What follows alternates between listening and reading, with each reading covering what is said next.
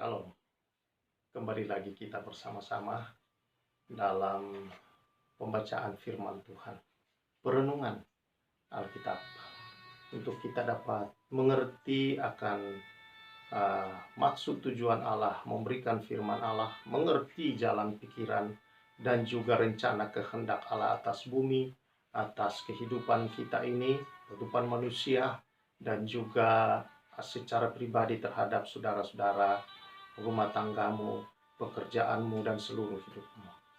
Nah, karena itu, baca terus firman Tuhan, karena firman Tuhan itulah pelita bagi kaki kita dan terang di jalan hidup kita.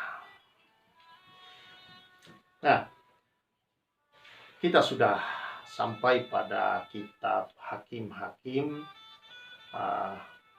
pasal yang ke-14. Dan saya berharap saudara membaca setiap pasal itu dengan baik, menyimaknya, supaya saudara dapat mengerti keseluruhan dan membaca keseluruhan firman Allah ini. Nah, sebelum kita merenungkan bersama-sama, jangan lupa saudara ya, pencet tuh yang merah-merah di bawah itu subscribe. Jangan lupa juga pencet tombol loncengnya supaya saudara mendapatkan terus akan khotbah-khotbah kebenaran firman Tuhan ini, dan bagikan kepada keluarga, sahabat, siapa saja untuk menjadi berkat dalam kehidupan ini. Dan jangan lupa untuk like jempolnya, komen-komennya juga, supaya saudara-saudara kita bisa bersama-sama terus di dalam pembacaan dan perenungan firman Tuhan ini. Nah, Hakim-Hakim pasal yang ke-14, saudara yang saya kasihi, kiranya Roh Kuduslah penolong yang setia, yang memberikan hikmat dan wahyu atas hidupmu untuk mengenal secara pribadi akan Allah yang hidup dan sang kebenaran itu. Ya, dalam nama Yesus. Nah, saudara, Hakim-Hakim 14 ini berbicara tentang perkawinan Simson dan teka-tekinya. Saya tidak membaca keseluruhannya, tapi ada ayat-ayat yang perlu kita mengerti bersama-sama akan maksud tujuan Allah memilih Simson, saudara-saudara, dalam hal ini sebagai hakim, sebagai penyelamat akan bangsa Israel. Nah, dikatakan di sini bahwa Simson pergi ke Timnah, dan di situ ia melihat seorang gadis Filistin. Yaitu daerah orang Filistin yang sedang menjajah bangsa Israel, saudara, pada masa itu. Nah, ia pulang dan memberitahu kepada ayahnya dan ibunya, di Timnah aku melihat seorang gadis Filistin, tolong ambillah dia menjadi istriku. Tetapi ayahnya dan ibunya berkata kepadanya, tidak adakah di antara anak-anak perempuan sanak saudaramu atau di antara seluruh bangsa kita seorang perempuan sehingga engkau pergi mengambil istri dari orang Filistin, orang-orang yang tidak bersunat itu? Tetapi jawab Simson kepada ayahnya, ambillah dia bagiku, sebab dia kusukai. Tetapi ayahnya dan ibunya tidak tahu bahwa hal itu daripada Tuhan asalnya, sebab memang Simson harus mencari gara-gara terhadap orang Filistin, karena pada masa itu orang Filistin menguasai orang Israel. Lalu pergilah Simson beserta ayahnya dan ibunya ke Timnah. Ketika mereka sampai ke kebun anggur di Timnah, seekor singa muda mendatangi Simson dengan mengaum. Nah, sampai di situ dulu, saudara. Saudara yang saya kasih dalam Tuhan Yesus Kristus,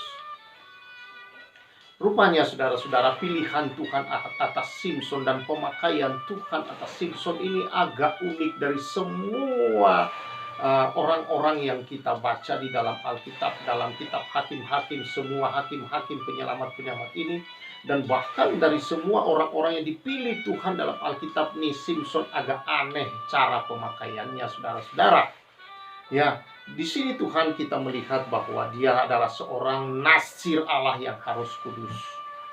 Ya, tetapi cara pemakaian Tuhan bahwa ternyata Tuhan mau memakai dia mengalahkan atau menyelamatkan orang Israel dengan mengalahkan saudara-saudara akan orang Filistin, tidak dalam cara perang antar bangsa.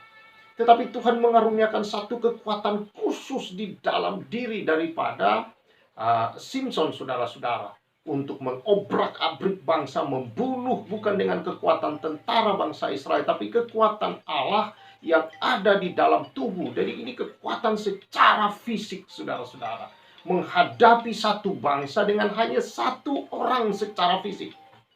Di sini kita melihat kedaulatan Allah yang penuh atas segala sesuatu, saudara.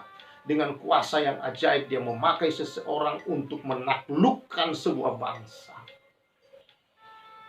Dan saudara yang saya kasihi, sesuai dengan nama hakim-hakim, saudara, maka ini memang agak aneh kita melihat pemakaian Simson, saudara. Hakim-hakim artinya penyelamat. Cara Allah menyelamatkan umat, menyelamatkan bangsa Israel, saudara, unik. Sekali lagi saya katakan. Dikatakan di sini, saudara, ayat yang kelima, ya, ayat yang keempat, ayah dan ibunya tidak tahu bahwa hal itu dari Tuhan. Asalnya, sebab memang Simson harus mencari gara-gara terhadap orang Filistin. Karena pada masa itu orang Filistin menguasai orang Israel. Jadi cara pemakaian Tuhan ini cari gara-gara. Ya, cari gara-gara supaya bisa berantem, saudara-saudara, perang. Ya kan? Orang itu mau cari damai, tapi ini sepertinya cari gara-gara, saudara-saudara, supaya berantem. Nah, kita harus mengerti satu hal di sini, saudara-saudara. Bagaimana kita bisa mengerti akan hati dan pikiran-pikiran Tuhan di Perjanjian Lama? Tentu kita harus memulainya dari Perjanjian Baru. Di dalam Perjanjian Baru, saudara-saudara yang saya kasihi di dalam Tuhan Yesus Kristus, dikatakan bahwa Perjanjian Lama itu adalah bayang-bayang dari apa yang akan datang. Nah, bayang-bayang. Jadi, saudara kalau lihat tangan saya ini, nah di belakang tangan saya ada bayang-bayang. Nah, bayang-bayang itu bukan saya, itu adalah bayangan yang terpantau. Yang aslinya itu ya tangan saya yang ini. Nah, saudara, Perjanjian Baru itu adalah tangan saya yang ini. Ini wujud nyatanya, aslinya. Nah, Perjanjian Lama tuh bayang-bayang dari apa yang asli ini. Nah, banyak orang yang suka dengan bayang-bayang daripada yang asli, saudara. Mau tetap hidup dalam hukum-hukum Perjanjian Lama. Nah, kita harus bisa mengerti Perjanjian Lama dengan melalui justru Perjanjian Baru, saudara-saudara. Dengan kita mengenal tujuan Allah di dalam Perjanjian Baru, maknanya yang wujud nyatanya di Perjanjian Baru, saudara, yaitu Kristus yang mati di atas kayu salib. Dia yang tidak bersalah dibuat jadi dosa, supaya kita yang berdosa dibenarkan dalam Dia dan diselamatkan, saudara-saudara. Nah, itulah tujuan yang sesungguhnya, itulah kenyataan yang sesungguhnya yang ada tentang penyelamatan yang sesungguhnya. Yaitu melalui yang tidak berdosa dibuat jadi dosa, supaya dosa dihukum di dalam dirinya, sehingga kita yang berdosa yang seharusnya dihukum dibenarkan, saudara. Jadi dia yang mengalami penghukuman, maka kita yang menjadi selamat dan dibenarkan. Dengan mengerti ini, saudara-saudara, maka kita bisa mengerti di Perjanjian Lama. Sama seperti kisah Simson ini. Kok dia memang ditetapkan Tuhan dengan cara yang aneh? Adalah gambaran Kristus, saudara. Bahwa memang Simson ini bukan seorang yang perlu diteladani kalau kita bicara karakter, kalau kita bicara tentang apa yang dia sedang lakukan. Tetapi kalau kita melihat tujuan-tujuan Allah memperkenalkan penyelamatan itu, saudara, bahwa penyelamatan itu bukan datang dari bangsa Israel itu sendiri. Tidak, penyelamatan itu dari Allah. Bahwa mereka diselamatkan dari tangan Filistin, saudara, itu bukan karena tentara Israel yang maju berperang, tapi satu orang yang dikorbankan yang bernama Simson. Dengan kuasa Allah yang penuh di dalamnya, saudara. Dia dapat melakukan apa saja, bahkan sebelum waktunya dia mati, dia tidak bisa, saudara-saudara, diapa-apakan. Dia tidak bisa dilukai, dia tidak bisa sama sekali, saudara. Bahkan dia melakukan hal-hal yang ajaib, saudara. Hal-hal yang dahsyat dengan Roh Kudus. Melambangkan bahwa dia penuh keilahian 100% dan dia juga manusia 100%. Menunjukkan melalui tingkahnya sebagai manusia yang punya nafsu makan, nafsu terhadap wanita, nafsu terhadap... Ya, adanya kedagingan itu menunjukkan dia manusia. Tetapi, saudara, adanya kuasa ilahi yang dahsyat yang menguasai dia dalam pelayanannya dia kepada Allah, saudara, maka itu sungguh dahsyat dan luar biasa juga. Nah, di sini kita melihat itu secara luar biasa, saudara. Nah, jadi kita harus bisa melihat Kristus di dalam Perjanjian Lama, di dalam kisah-kisah, saudara, dengan kita melihat Perjanjian Baru yang adalah wujud nyata dari Kristus yang ada di dalam perjanjian lama yang merupakan bayang-bayangnya. Tuh lihat bayang-bayang di belakang. Itu bayang-bayang, saudara. Itu bukan wujud nyata. Wujud nyata itu di perjanjian baru, Yesus Kristus. Nah, Simson di sini, saudara, menggambarkan, walaupun tidak keseluruhan, dia menggambarkan. Dalam cerita ini sesungguhnya cerita sampai matinya Simson, dia menggambarkan tentang Kristus. Bahwa bangsa Israel lah yang bersalah. Dan Tuhan mengirimkan seorang lahir ke dalam dunia, saudara-saudara. Seorang yang lahir ke dalam dunia melalui seorang perempuan yang mandul. Dia lahir. Lalu kemudian dia diurapi oleh Tuhan secara khusus. Dia memiliki kepenuhan Tuhan dalam dirinya, yaitu Roh Allah. Karena tidak mungkin Roh Allah itu yang adalah pribadi masuk setengah-setengah. Dia kepenuhan ilahi itu, saudara. Dan dia juga adalah manusia lahir normal seperti manusia. Punya daging, punya nafsu, punya segala macam di dalam dirinya sebagai manusia. Dan saudara yang sakit, sebagai penyelamat bagi bangsa Israel, saudara, dia dikorbankan sepertinya. Memang dia dikorbankan dengan dengan terus melakukan hal-hal yang bertentangan dengan hukum-hukumnya orang Filistin itu, saudara. Dia kemudian, saudara-saudara, yang kita tahu Filistin, gambaran di dalam Alkitab, saudara-saudara, adalah kekuatan dunia ini, saudara-saudara, kekuatan jahat yang menjajah manusia, saudara-saudara. Yaitulah kekuatan daripada roh kegelapan, roh daging, saudara-saudara, yang menjajah daripada manusia, menguasai, dan dikirim penyelamat untuk membebaskan. Di sini kita lihat Simson, yang adalah seorang yang kudus, nazir Allah, saudara-saudara. Seorang yang suci dilahirkan, tidak dengan hal-hal yang haram masuk dalam tubuhnya. Dan ada tanda kenazirannya, tanda bahwa dia memiliki kekuatan Allah, ada rambutnya, bahwa dia pilihan, dia utusan. Dia adalah seorang yang dikirim untuk menyelamatkan, membawa berita sukacita, membawa berita kebenaran. Sukacita itu ada tampak pada seluruh hidupnya, saudara. Tetapi anehnya, saudara, ya, kita lihat Tuhan pakai secara ajaib di sini. Dia dikorbankan. Sama seperti Kristus dikorbankan. Dia sebenarnya manusia yang kudus. Sejak dari kandungan dia sudah kudus. Ibunya pun menguduskan diri, dikuduskan. Ya, menerima anugerah, katakan. Seperti Maria menerima anugerah. Ketika Maria diberitahu oleh malaikat tentang dia akan mengandung, dia bilang, bagaimana mungkin itu terjadi? Ya, malaikat itu berkata apa? Bahwa engkau mendapat kasih karunia di hadapan Tuhan. Kasih karunia berarti dia sama seperti kita, manusia biasa, berdosa, tidak suci, tidak kudus dia, saudara. Tetapi dia mendapat kasih karunia. Artinya dia dilayakkan, dia dianggap suci, dia disucikan, dia dianggap layak, dia dibuat menjadi layak oleh Allah. Dan dipakai oleh Allah. Sama seperti ibunya Simson, dibuat layak oleh Tuhan. Dibuat Tuhan, kau tidak boleh begini, tidak boleh minum anggur, tidak boleh melakukan ini itu. Karena anak yang kau kandung adalah kudus dari Tuhan. Dan kemudian dikatakan anak itu adalah nasir, artinya pemberian utusan Tuhan ke dalam dunia ini, saudara. Dan anak itu juga tidak boleh dicukur rambutnya sesuai dengan hukum-hukum Allah yang sudah ada. Tidak boleh menajiskan diri dengan anggur, dengan makanan, minuman haram. Artinya dia suci. Tetapi saudara, dalam tugasnya, dia yang suci itu dibuat menjadi dosa dengan melihat perempuan yang tidak ini, dan dipakai Tuhan untuk dirancang untuk membuat hal-hal yang sepertinya dia dijadikan dosa, saudara-saudara.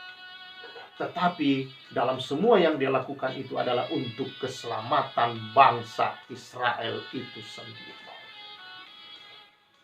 Bangsa Israel.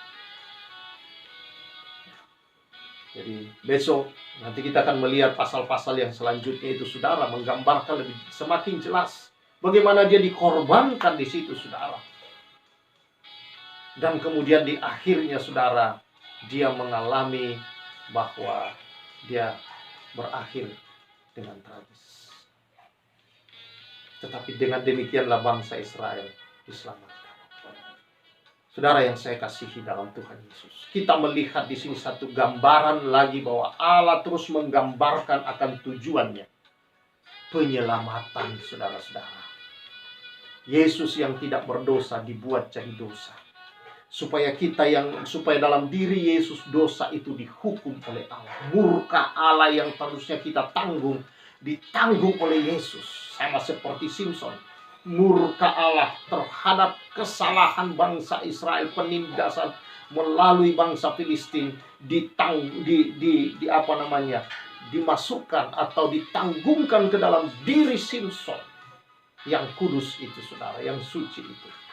Dia dibuat jadi dosa, Simpson itu, dan kemudian dia yang kemudian dikorbankan dan menyelamatkan Israel dari tangan orang Filistin. Saudara-saudara yang saya kasihi di dalam Tuhan Yesus, salah satu bagian utama inti dari Alkitab yang perlu kita ungkap, yang kita harus lihat di dalam setiap kisah-kisah yang ada, bahwa Yesus telah menyatakan, Allah telah menyatakan akan rencananya dari waktu ke waktu ke dalam dunia.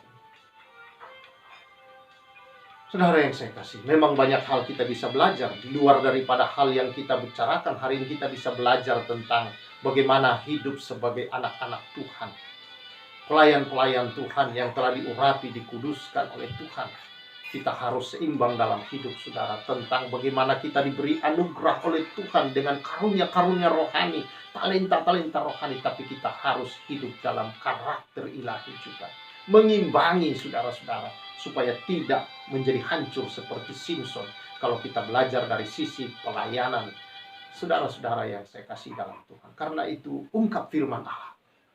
Senantiasa kita melihat, inilah anugerah yang besar, yang kaya di dalam firman, saudara. Yang orang tidak mengerti, yang orang tidak bisa mengungkap kalau tanpa dia mengerti akan pikiran-pikiran Allah sesungguhnya dengan Alkitab. Banyak orang yang mengungkap dengan secara karena ada kebencian dalam diri terhadap kekristenan, lalu mengungkap ayat-ayat itu sembarangan saja. Dia tidak tahu pikiran Tuhan terhadap bangsa, terhadap dunia ini, terhadap penyelamatan terhadap manusia, bahwa itu semua terkait satu dengan yang lain. Tidak ada yang berdiri sendiri, saudara, karena Allah sedang berbicara melalui Alkitab. Puji Tuhan, saudara-saudara, ini semua mengungkap kepada kita bahwa Allah konsisten dari sejak awal. Dia berkata keturunan perempuan kepada Hawa di Taman Eden. Dia berkata keturunan perempuan meremukkan kepala ular. Dan terus dia gambarkan kepada umat Israel gambaran-gambaran, digambarkan kepada kita bayangan-bayangannya, bahwa ini cara korban Tuhan untuk penyelamatan.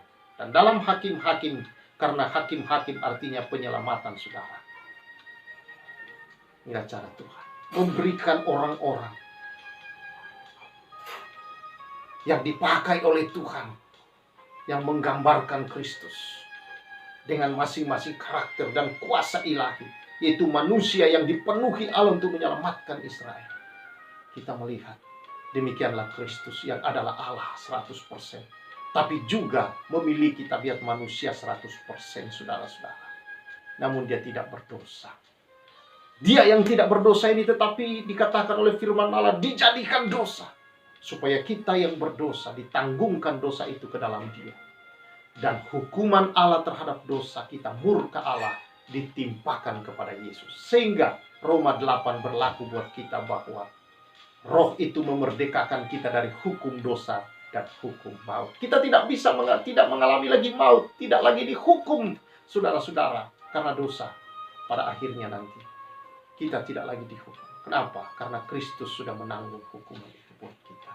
Puji Tuhan. Pengungkapan kebenaran inilah, biarlah kita terus membaca, merenungkan firman itu, dan kita melihat kebenaran-kebenaran tentang Kristus dalam perjanjian lama.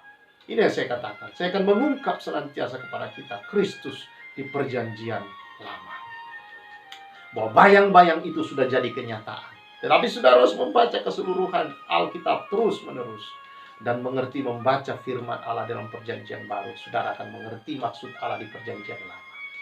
Haleluya.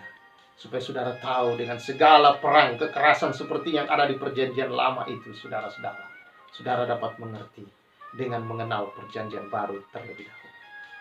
Kiranya kebenaran ini, saudara, terus diungkap dan terus berbicara ke dalam hidup kita. memberikan saudara pencerahan-pencerahan untuk semakin kita dekat mengenal Kristus Yesus. Dialah Allah, Dia juru selamat kita satu-satunya saudara-saudara, yang bisa membawa manusia kepada Allah, yang bisa menjadi penghubung manusia dengan Allah, yang mendamaikan manusia yang berdosa dengan Allah, dan yang membawa kita ke dalam kerajaan Allah yang kekal dan hidup bersama Allah selama-lamanya. Hanya di dalam Yesus Kristus Tuhan, tidak ada jalan lain yang olehnya kita diselamatkan saudara selain di dalam Yesus Kristus. Kiranya kebenaran yang memberkati kita semua. Tuhan memberkati. Oh, terima kasih Tuhan, berkat-Mu atas umat-Mu. Biar kebenaran-kebenaran ini semakin membuka hati dan pikiran kami, dan semakin terang bagi kami bahwa Kristus yang mengasihi kami, membuat kami juga mengasihi Kristus, dan membuat hidup kami semakin tinggal di dalam Kristus, dalam kebenaran-kebenarannya, dan di dalam kekudusannya. Berkat-Mu atas umat-Mu ya Tuhan, demi nama Yesus. Amin. Puji Tuhan saudara-saudara, kiranya kebenaran ini terus memberkati kita semua. Dan saya Pastor Samuel menyampaikan salam restorasi